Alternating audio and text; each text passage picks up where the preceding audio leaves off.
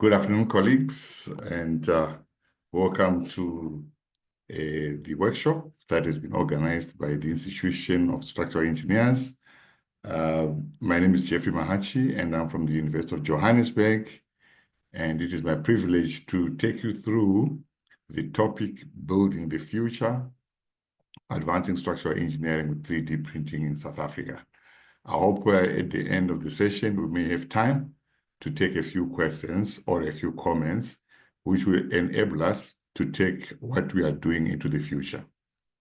All right. If I can start off and just give you my presentation outline. All right. I'm going to start by giving you an overview of 3D concrete printing, the projects that have been done internationally, what are the different technologies, and what projects have been implemented thus far. And then I will then zoom into the project that we are currently doing at the University of Johannesburg in collaboration with the Department of Science and Innovation on 3D printing of houses, and then wrap that by providing some practical challenges in implementing 3D printing. All right. If I can just start off by giving an overview of the future of the construction industry and how the construction industry should embrace innovation. Just a second. Apologies, I just wanted to put my phone on silent. Okay. All right. We believe that when we look into the future, right, we are going to look at how buildings are going to be manufactured, right? So we're going to look into how can we produce high quality products, and at the same time looking at designs, right? Designs that actually respond to many parameters, and designs that would allow infrastructure to evolve as we see many changes happening, including, for example, climate change, all these issues around carbon emissions, etc. But at the end of the day, what we envisage is actually fast-tracking the quality of delivery of our infrastructure. So how do we then have to embark on that? I see that there are many technologies currently in place. Right? So I recognize things like your prefabricated modular systems, your lightweight concrete systems, etc., and many other systems out there. But the purpose of today is that we want to actually zoom into 3D concrete printing. So if I can just give you a slight overview of the 3D concrete printing, the first question is why, for example, do we go into construction 3D printing? Right?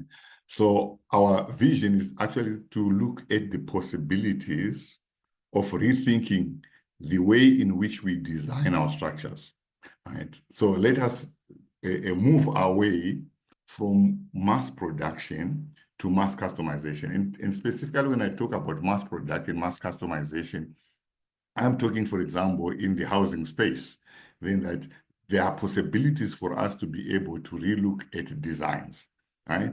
And those designs that respond to different parametric modelings that would be site-specific. Right? So we need to be able to move away from building our usual matchbox, but being able to really see how can we actually provide different typologies that would respond to the customer needs. Right? And there are many other things which we will talk about when we actually talk about constructing 3D printing. But in essence, we want to be able to have better quality products, faster construction, and being implemented at a cost-effective price. So when we talk about construction 3D printing, what is it? Right? Again, construction 3D printing is nothing but, for those in manufacturing, it is an additive manufacturing process. And when we talk about additive manufacturing process, we are talking about creating one layer on top of another layer. So you're depositing materials from one layer to another layer based on a digital model that actually instructs the printer to actually deposit materials one layer on top of the other. So the 3D printing process in essence, it's actually an integration of three things: the software, the hardware, and the materials.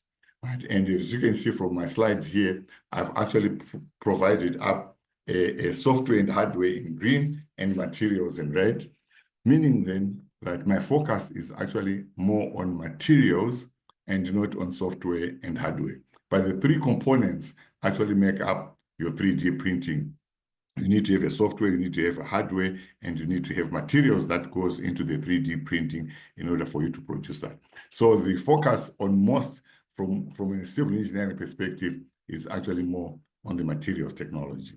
And so the application of 3D printing in construction, yes, it is a novel approach. It has been seen to transform the way in which we are building and the way we are going to build the future. However, in South Africa, we still are lagging behind the other countries in actually addressing the infrastructure gap that we have and utilizing more modern methods of construction. Right?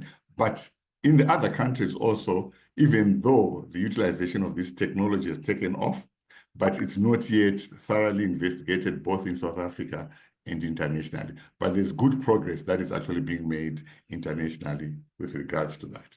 So when we talk about construction 3D printing, like most of the other materials that we normally deal with, right, it is a process which is actually based on nature. Right?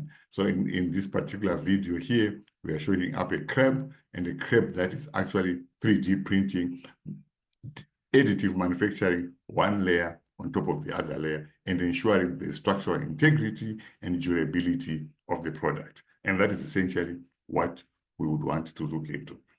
So the 3D printing process, as I mentioned, is materials, it's your printer and your software. So if we're going to summarize how the whole printing process develops, you start up with your structure, and the architect and the engineer then produces up your BIM or CAD model, right? And then that 3D CAD model is then converted into a stereo lithography file, your STL file, right? Then the STL file is then taken through into a slicing process, right? So this is now a specialized software that takes the 3D model, right, and it divides it into thin layers, and then that is then taken through to the 3D printer, and the 3D printer then actually prints the physical object.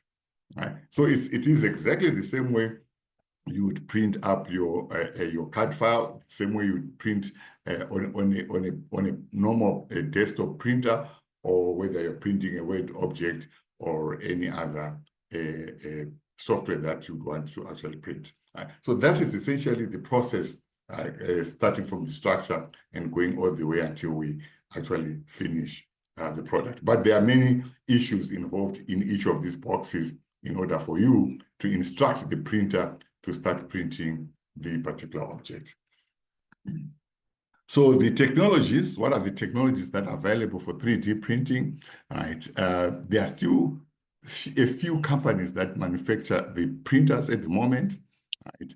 And for those of you who are interested in maybe purchasing up a printer, it usually now takes around 3 to 6 months, but I'm sure that the turnaround time now with improvements in technology is now more closer to 2 to 3 months to be able to assemble and get a printer. Right? So most of the 3D printers that are commonly available at the moment, they use building materials such as cement and sand, and we'll talk a little bit more about some of these materials. And there's also opportunities for you to be able to customize your own material with most of the printers that are actually available in the marketplace.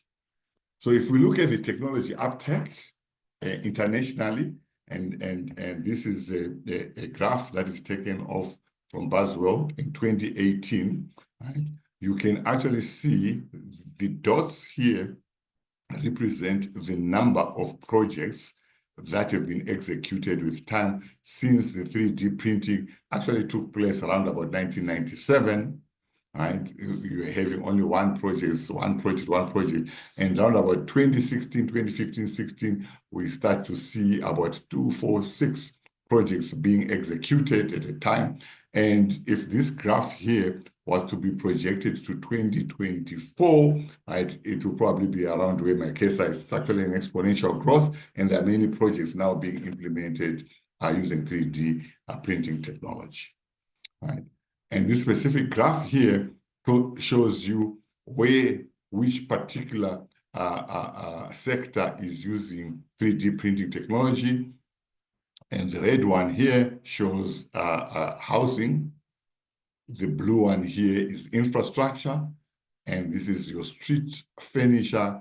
And these are your bridges. And the last one is any others. Right? So since 2009 to about 2021, you can see that the more of the focus is actually on housing. Right? So the housing has actually been picking up in terms of implementing 3D printing technology, and your other infrastructure is also picking up quite well. And we can see a lot of other structures, including bridges, have also started to pick up quite substantially in the last few years. Right. Some of the 3D printing projects that have happened internationally, right, we can actually see that there are some certain single-story and double-story buildings, as shown here on this slide here. You can actually see quite a number of beautiful structures that have been printed using the technology. Right. And I've been asked then that we are going to share the slides with you for those of you who would want to follow up with 3D printing. Bridges, right, and that is also a 3D printed bridge, right, and you can see it fully loaded with all a maximum loading on it on a pedestrian bridge. Right, and you can also see the wastewater chamber that has also been 3D printed, and other furnitures like this in outdoor furniture, quite well done and printed. So there are many other practical applications that you can think of, and that is utilizing 3D construction printing.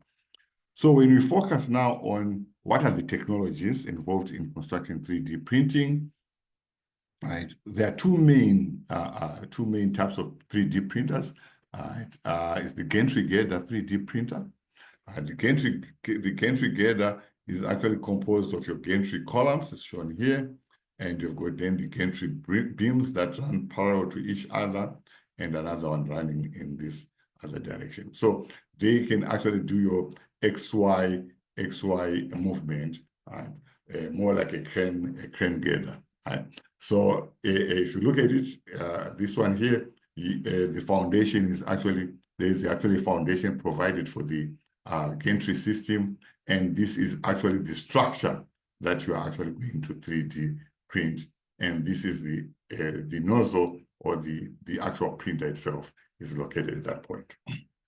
So this is the typical gantry girder system, and it has got also its own advantages and disadvantages. As you can look at it, it is quite a stable structure. Sorry. It is a stable structure due to the self-weight of the whole structure. It's relatively inexpensive compared to the other one that I'm going to show you. And it is actually good for printing large structures at once, right? So once you have put it in place, there's no need for you to be able to move around the gantry girder system, right? It also uses most of them, they use open source materials, which means that you can actually develop your own material and you're able to use it with a 3D printer. However, obviously, the disadvantage is that's a big structure. So if you're going to move it from one point to the other point, right, you actually need a crane, and therefore that becomes quite an expensive exercise to do so. Right? And to set it up, it might actually take you time, and to calibrate this printer is also plus minus in the order of about 4 hours. Right? So that brings it a few disadvantages of this technology. The other one, right, besides then the crane girder system, is your robotic arm. Right? So the robotic arm, it typically has a base, which is fixed base, or it can be a roller, a base, and you have got a robotic arm, and then you've got your printing head or printing nozzle. So this is just like an arm, right? And it rotates, so it actually gives you a radial rotation of the 3D printer. And here's probably a typical example of a robotic arm. So this is your printer, and this one here has got a crawler base. So the base actually then crawls, and your printing nozzle is located there. Right? So just like the other one, this is also another one. This is another typical printer. It's also fixed base, and it is actually a robotic arm. It has this also advantages, right?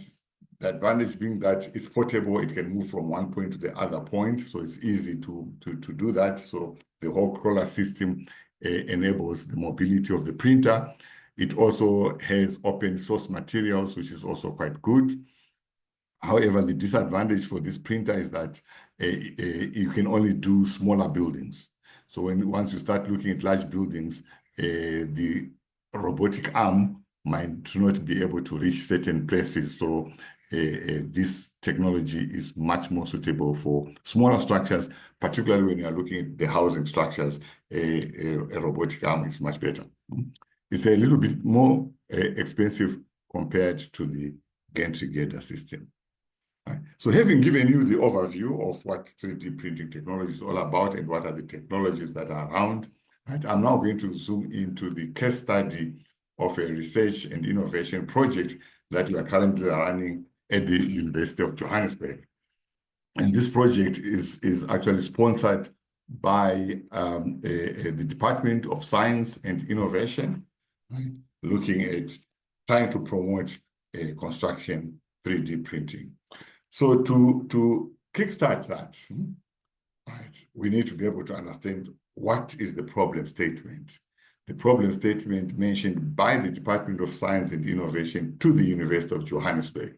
So the requirements there was that the department wants to see a new technology, right, of the future, right? So they said, number one, the technology that you're supposed to use, you must take time, and the focus was actually more on housing. Right? So the problem was zoomed in for housing purposes. So time must be taken into account. The cost of energy in production must be taken into account. We must look into things like sustainability, right? Sustainability in terms of looking into wastage, we're looking into reduction of carbon emissions, the cost reduction of the product that we want to implement. But most importantly as well, we have seen many RDP houses being built all over South Africa, and the quality of some of those products are not yet at the acceptable level. So they wanted to see a high quality end product, and also a product that would attract a lot of youngsters to participate. I mean, civil engineering, most students, they would rather prefer to go to the cleaner engineering disciplines and say, but civil engineering is too dirty also. But at the same time, civil engineering does not promote fourth industrial revolution. And yet there are many things that you can actually do within the scope of civil engineering, and one of them being 3D printing. So we want to be able to attract youngsters into this industry. We want to be able to attract women into the industry as well. Right? But over and above everything that we are doing, right, and what the Department of Science and Innovation would want is then that this project must be able to support the initiatives of the Cabinet Recorder, right, in terms of, can it create jobs? How do we support digitalization, modernization, and a technology that would also assist in addressing the basic services, including your water and sanitation and many others? Right? So having obtained the problem statement there, we then came up with our objectives of the project. And the project had many objectives, right? And one of the objectives was to actually try and see how we can explore then the potential of using 3D printing, right, to build houses. So that was our initiative. So when we said, I want to respond to something that deals with time, quality, we then said, let us explore 3D printing. We also wanted to say, but when we do 3D printing, we want to be able to utilize our own local materials that will be suitable for this particular technology. Once we've done that, we would want to pilot our project in seeing how we can deliver houses and other social infrastructure. right? But we also know that when we are dealing with housing, there's a challenge of social acceptability of products. So we then said we need to study what is the level of that acceptability of houses that we produce using 3D printing, right? But we can't just do all these things without looking at the costs and the benefit of using the technology, as well as the potentials of actually developing our own timber, our own enterprise, right? And that is what we wanted to do. And these were some of the objectives that we then highlighted. All right, so having done that, we went through and we procured our own 3D printer from Netherlands, right? And now the videos that and the photos that I'm now showing from now onwards are not photos from YouTube or anywhere else, but this is actually what has been happening at the University of Johannesburg. Right? So these are real photos and videos from our campus. Right? So in this case here, we can really see this is our crawler, a robotic arm 3D printer, right? And you can see the relative height of this printer. You can see the gentleman that is actually driving the 3D printer here. And I must say then that most of the people that you see in most of our videos here are our postgraduate students, as well as our postdoctoral research fellows. So you can see then that this printer here has got the capability of going up to 2-story high. So this is the printer that we actually then acquired at the university. The material that we then started off using, we started off by looking at a combination of many materials, cement-based materials, so cement and sand-based materials, and we put a little bit of our own muchi to see and make sure then that the product would be able to be utilized in the 3D printer. So, I mean, we will not get into the details of the muchi because that is where the IP is actually residing. But we also explored other materials, and we are also using, investigating the use of hempcrete. We are also investigating ash, different types of ash, clay, other waste materials that we are looking at. But when you are looking at material development, there are a couple of things that obviously one needs to look at. And usually, when you're dealing with concrete, your main focus is usually for your hardened properties. But with your 3D printing, there are many other properties that you need to look into, which includes your flowability, right? Can the material, is it able to flow in the pumping system? Right? It doesn't block the pumping system. We also need to look into open time, right? Remember now when you go one layer on top of the other layer, right? It must still be able to be workable concrete that we're dealing with. So open time is quite critical. The extrudability of the concrete, which means that the capacity of the fresh concrete, is it able to pass through the nozzle, right, of the printer, and the buildability. And then once you have the whole thing printed, it mustn't deform when you actually place one load on top of the other, one layer on top of the other. You cannot have deformation of the printed layer. So some of these properties here, so there are many parameters that you actually look into in the printer, and then you have your hardened properties. And then what was critical for us is then that when you have one layer on top of the other layer, right, you must actually attain your compressive strength as quickly as possible. And I'm sure then that in our cases here, we're able to get compressive strength in the order of about 20 MPa in 3 hours. And within a day or so, we are able to get about 30 MPa within a day. And within 7 days, we are already around about 50 MPa. And by now, we are already sitting at closer to 100 MPa. Right. So some of those hardened properties we need to be able to look into. Right. So as I said, the project, where is it located? For those of you who might be interested, the project is located at the University of Johannesburg campus. And as I said, it is a robotic arm system. And what we were requested to actually prototype by the Department of Science and Innovation was to look into a 40 square meter breaking new ground house. This is what is typically known as your RDP type of house, 40 square meters, and we said we would want to actually develop that. All right. So our design of a 40 square meter, this is what our architects came up with and said, okay, we want to be able to look into a typical 2-bedroom, kitchen, lounge, etc. And the footprint is 40 square meters. And purposefully, we said, okay, let's stretch the printer. Let's put rounded corners. Can it do those rounded corners, etc.? Right? This was just a question of stretching it. Some of the corners, you can see that they are 90 degrees. Some of them are semicircular. It's just trying to stretch the printer and see how we can actually develop and how we can print out this house. Right. So this is your 3D shell structure. Right. This is what we wanted to print based on this drawing. Our interest was actually on the top structure. I must emphasize top structure and not really on the foundation or the roofing system. All right. So I said the foundation is a conventional raft foundation done using local labor, right? Able to actually produce and do this specific raft foundation for our 40 square meter house. All right.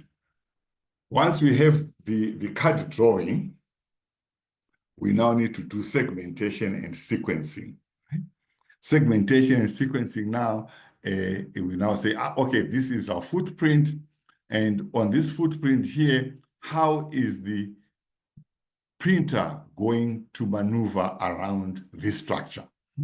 Remembering that this is a crawler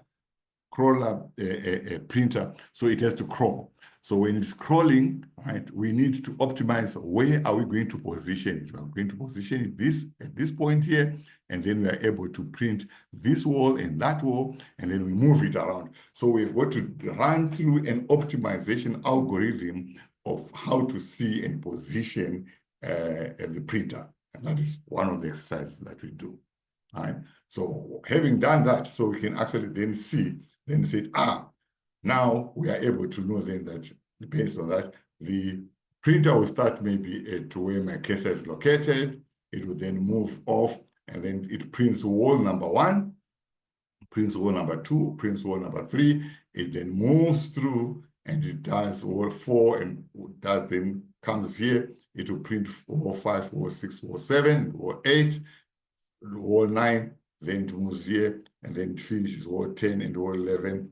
And then finally, it comes out, wall number 12, wall number 13, and then it gets out. So you must make sure then that the printer does not get locked inside the structure. It's actually a routine and sequencing of the whole structure that is required. And to do some of those, once we have those positions, then we must locate those positions on the ground, right? Where is actually the printer going to do? So there's a little bit of survey that is actually required, and then we actually locate and know exactly how the beam is going to crawl and where is it actually going to be positioned on the structure. We lock those things into the computer and we know the movements of the printer, right, as we move on. But obviously here there are many algorithms that we are now playing with and many other technologies. We are now trying to use drone technologies to be able to locate exactly where the printer is going to be when it starts printing. All right. So having done that now, so then the next thing is then that we are now able to start printing.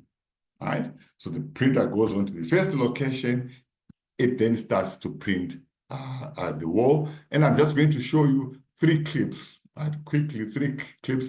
The first clip here is beginning of the printing, right? So once it starts printing, we don't stop it, right? So the whole sequence here, what I'm showing is the beginning of the printer, the middle of printing, and the end of printing. This is a full process which takes about 45 minutes from what I'm showing you at the first slide to the last slide here, and the printer then goes on to do that, right? So this is then the first printing, right? So it's actually the base. I'm hoping that it's actually coming fine. All right. So this is the first base layer, right? And it's going through and doing the necessary printing, all right? So remember, this is what I was saying now, that when one layer, it comes through to the next layer, it must have obtained adequate strength for it to be able to go into the next one, all right? And then after maybe 10 minutes or so, it's now at the second one, which is the middle one, right? And you can see the process on the second one, that is maybe after a couple of minutes, right? And you can see the circular part of the corner of the walling system, and that is that. And then after 45 minutes or so, right, we are actually now finishing up the whole walling system, right? And a typical wall would then take you 45 minutes, as I showed you earlier on, right?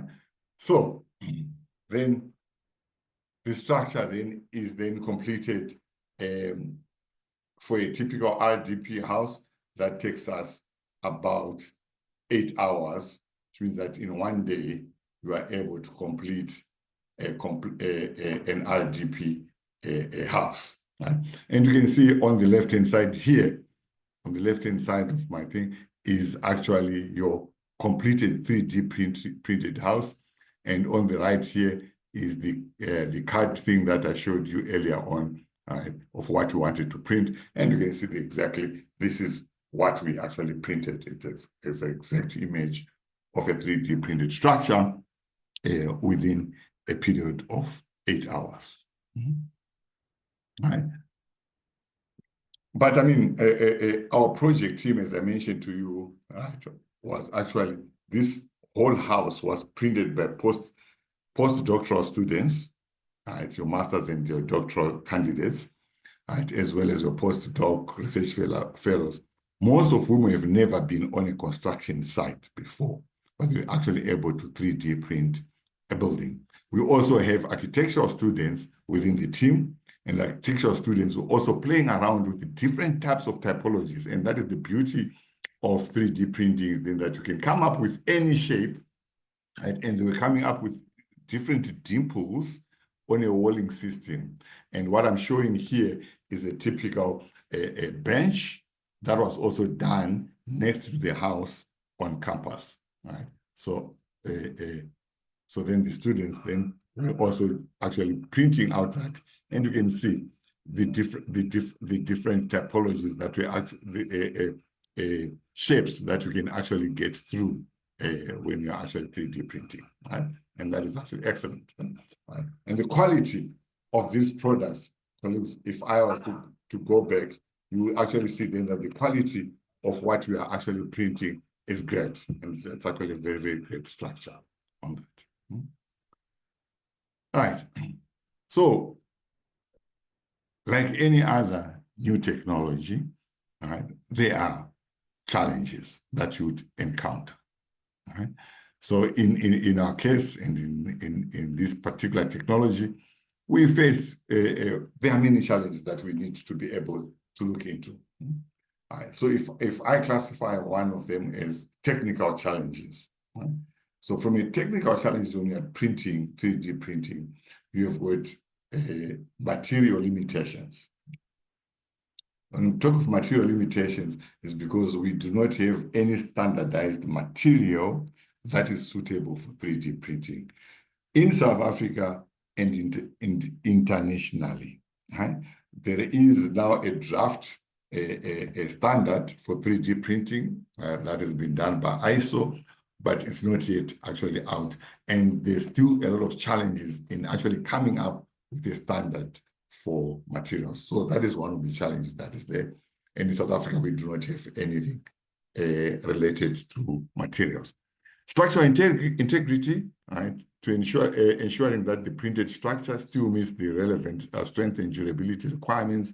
And this, we would want to try and relate it also to try and incorporate rebars, right, which we have tried now. And on one of the walling systems that I've shown you there, we incorporated some rebars in it.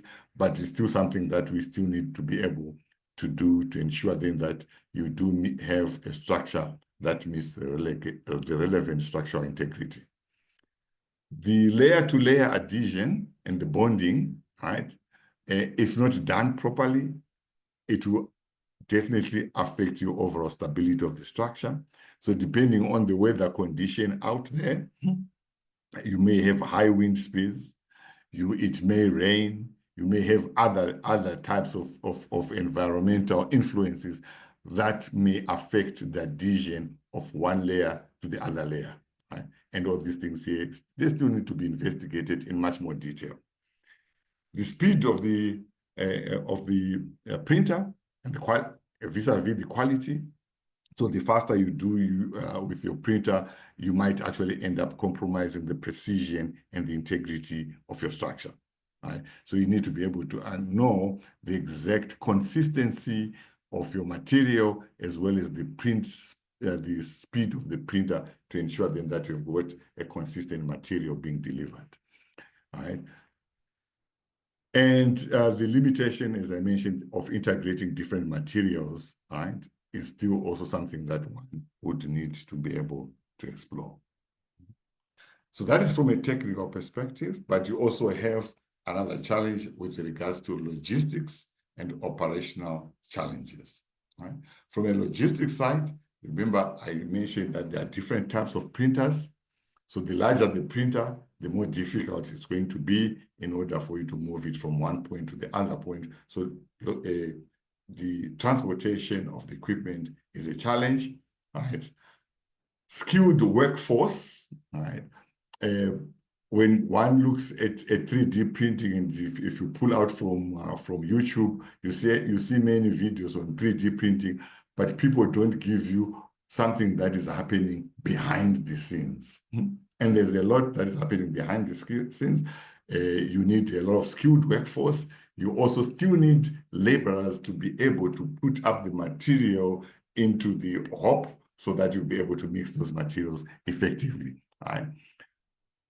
It's a 3D printer, power supply, so it uses energy and infrastructure, right? And we also use Wi-Fi, right? So and we know that in a country where energy is a challenge, this could be a big challenge completely, and therefore we need to look into other alternatives of energy, such as your solar systems, etc. Weather sensitivity, I've mentioned weather sensitivity, that printing outdoor is then affected by temperature, humidity, and other conditions. Then our third challenge is actually still within the regulatory and compliance, right?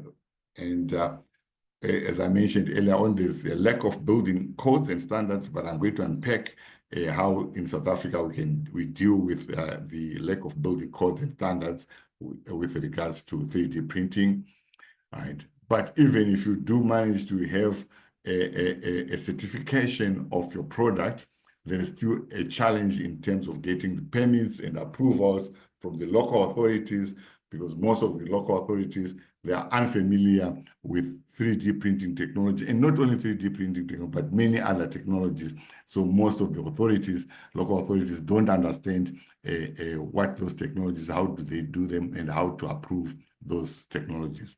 Quality control and testing, yeah, we need to always ensure then that compliance with safety and durability standards are met. And how do I ensure then that as I print one product and the next product and the next product, I meet the relevant quality measures. Then the last challenge is related to economics, obviously, and market related challenges. Right? It is a printer, right? The printer is expensive, so there's high initial investment involved in 3D printing, right? The cost of acquiring this printer, I must say, is very high. And if you ask me, our printer, it costs around about plus minus 7 million rand. So it's quite a high cost, right? And maintaining it also, the maintenance cost is extremely high. But if you look at the technologies, just like your desktop printer, 10, 15 years ago, right, if you had a printer on your desk, everybody would be looking at you saying, you've got a printer. Yes, right. And the cost of that printer was very high. But today, right, you can go to Incredible Connection and you can buy a printer, maybe even 500 Rand, 700 Rand, right? But what is expensive when you buy a printer today is the ink that you use to print.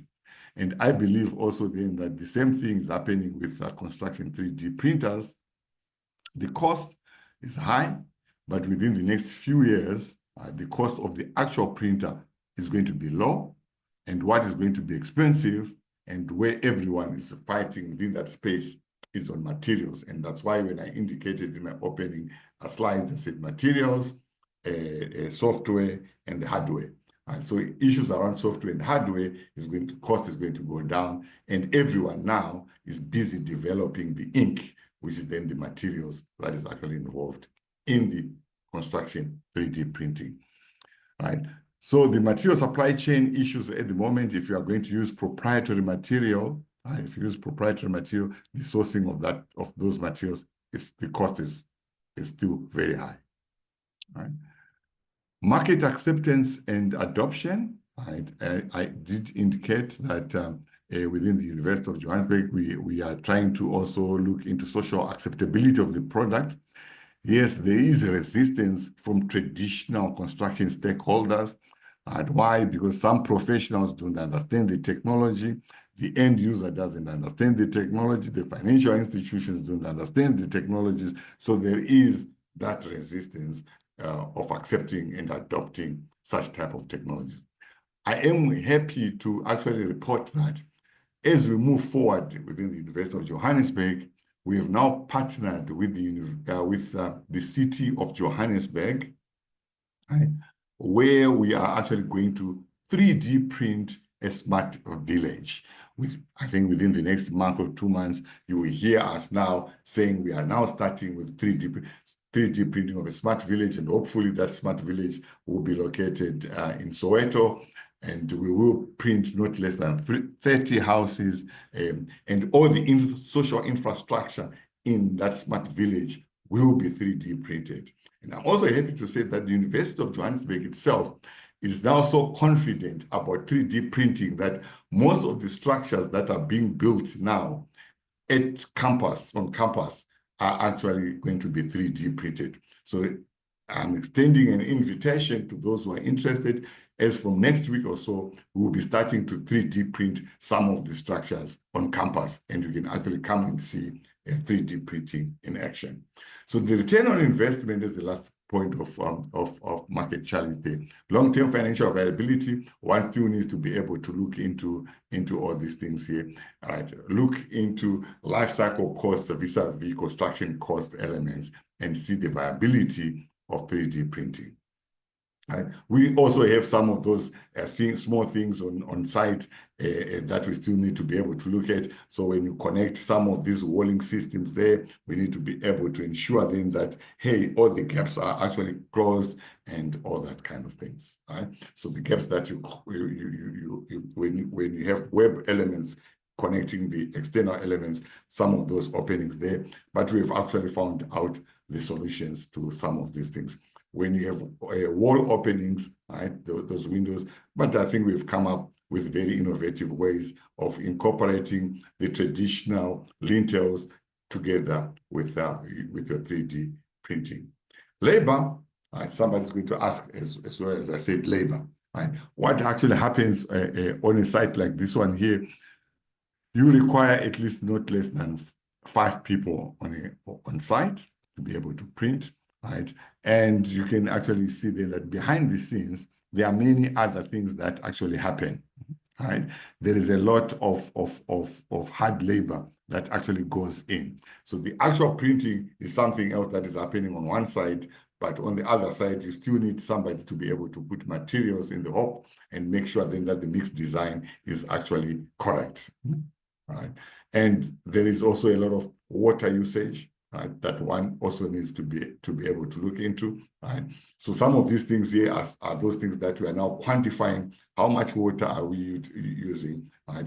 But I mean, the amount of water is not that much high. The curing really takes a couple of minutes, and we already have 20, 30 MPa within a few minutes. Right? Right.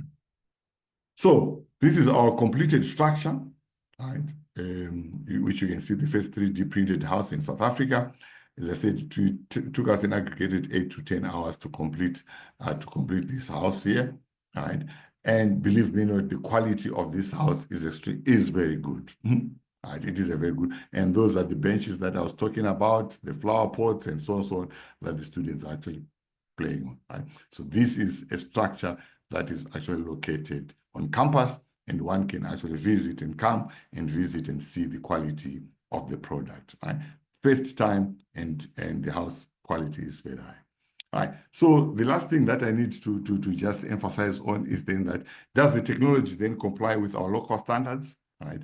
And I've just put up this particular slide here to show then that, I mean, I'm sure that most of you are aware of this slide here, which then says that we do have our national building regulations and building standards. And we have got our SANS 10400, and SANS 10400 is very specific in saying that in order for you to comply with national building regulations, there are 3 ways in which you can comply with SANS 10400. Either use the deemed to satisfy rules, which are contained in many standards and in many documents, right? Or you can use the rational assessment and design, which is done by a competent person, right? And that could be an architect, or it could be a structural engineer, it could be a geotechnical engineer, etc. Right? Or it can go through a performance certification. Performance certification is done by Agroma body, right? Agroma South Africa. So my focus area is actually on this. So any one of these methods here complies actually with your national building regulations. So focusing on Agroma certification is one of the ways where there are no standards, right? So if there are no standards, then you've got to go through the Agroma certification. So just for those of you who may not actually be familiar with Agroma, it is a statutory body. It is a body that also supports and promotes innovation in construction technology in our industry. So this body is responsible for reassuring the community of the fitness for purpose of construction products. Right? So anything where there's no standard, you actually need to get an Agroma certification. Right? So our product, according to the definition, the requirements of Agroma, falls squarely within an Agroma certification process. So when you look at Agroma, the Agroma certification, it looks into many requirements. Some of them are mandatory and others are non-mandatory.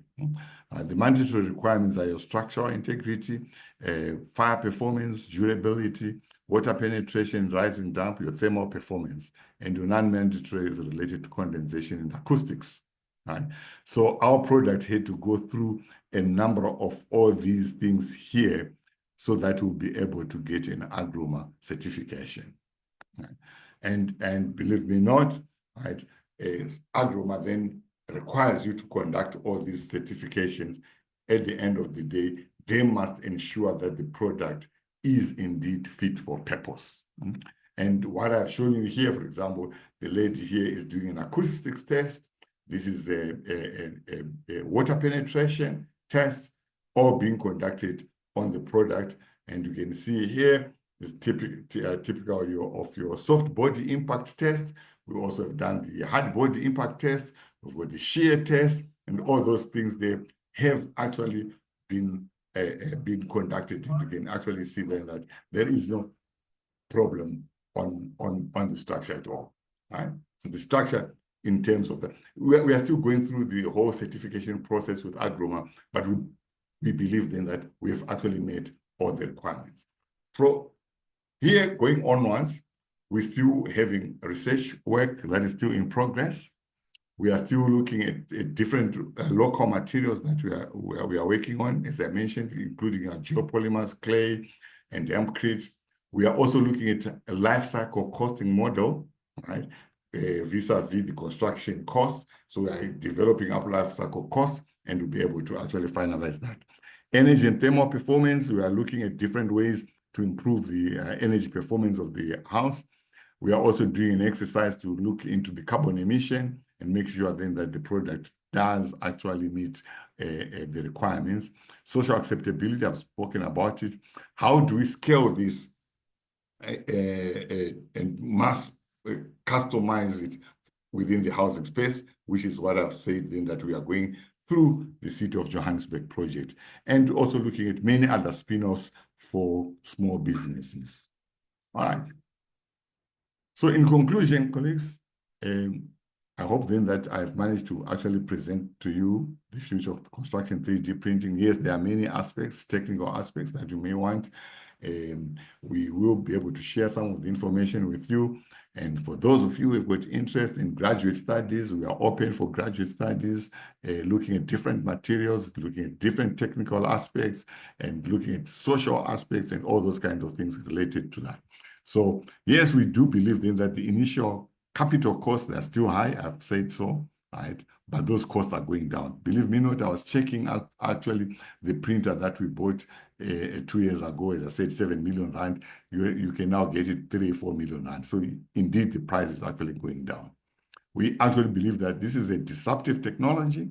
It requires certain skills, right? The youngsters must start looking at how they can reskill themselves in order to ensure then that they are still competitive within the construction industry. Huge potentials, right, for us to create more efficient and interesting designs.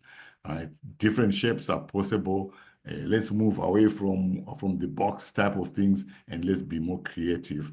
Right? Material design and the cost is still something that we need to look at.